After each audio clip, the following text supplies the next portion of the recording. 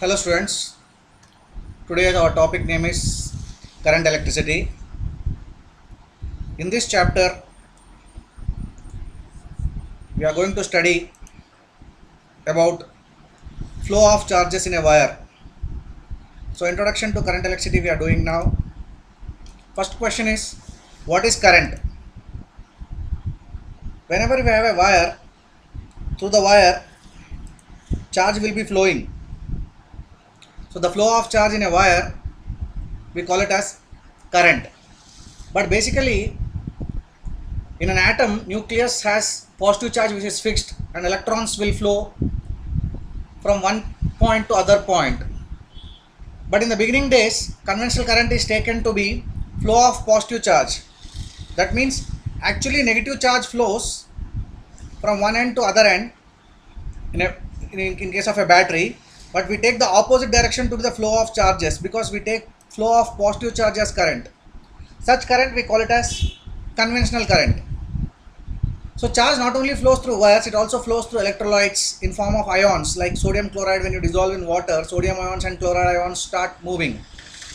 Even in case of plasma, where there is no atomic structure in sun and moon, and even deep inside the earth, there will be flow of charges. So lightning is also an example of flow of charges, what you are seeing now on the screen. Actually in cloud, there will be accumulation of charge. That huge charge which accumulated takes path to some place on the earth, some roofs on the earth or some tree. So that charge flows. You have shown with the blue color line, as you can see. So this is also a flow of charge. So in nature we have two types of charges, positive charges and negative charges, which you already studied in electrostatics. This is now current electricity. Flow of water is called water current. So stagnant lake like Tangban or anything will not have flowing water, but in rivers like Krishna, Godavari and all, you have flow. Flowing water is called water current. Now we are talking about heat current. Heat also flows from one place to other place. That's called thermal current. But we are now studying about flow of charges, which we call it as electric current, which is what making us unable to use our gadgets. So strength of electric current is rate of flow of charge through a given cross sectional of a wire. For example, if you cut the wire perpendicularly, you will get certain cross section.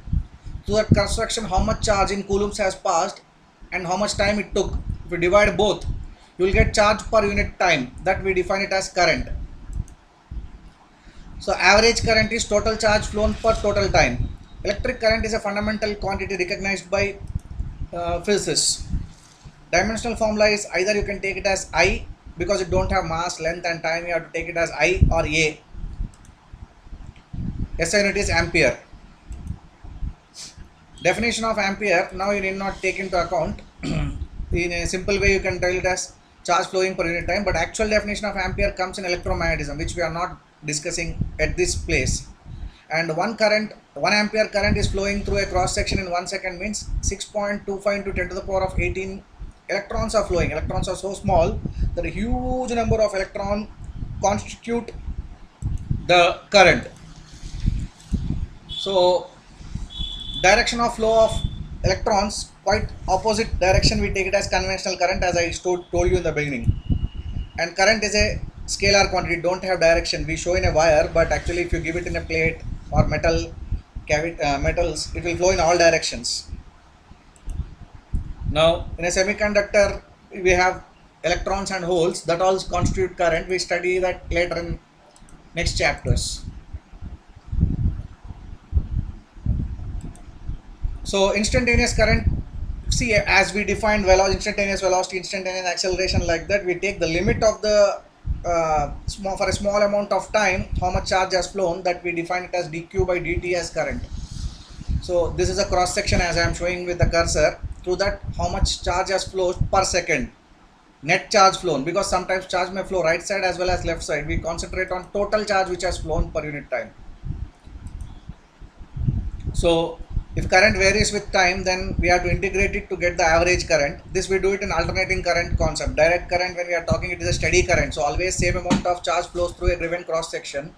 but in case of alternating current we need that definition.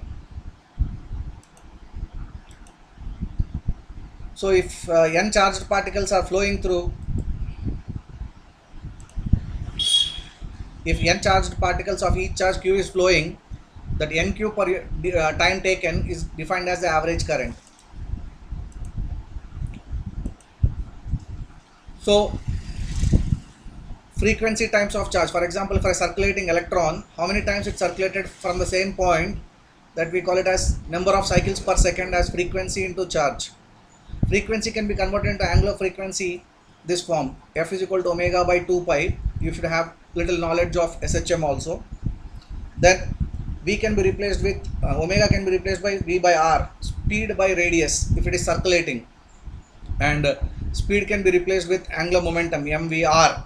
So from that, so current can be calculated in any one of the format, if at all you know charge and time, if you know frequency of circulation, if you know angular velocity of circulation, if you know speed of circulation and radius of the circle, or if you know angular momentum of the electron. In this way you can calculate. Various formulas are been given according to the requirement in MCQs. When you are solving, you can take.